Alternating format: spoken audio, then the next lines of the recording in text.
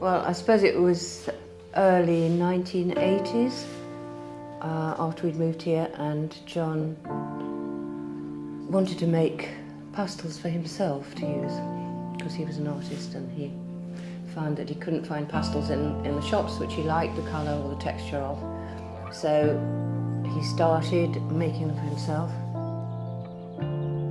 He really built up such a beautiful range. There must have been, I think initially there were about 180 colours, and we began to wonder whether it would be nice for other people to use them as well.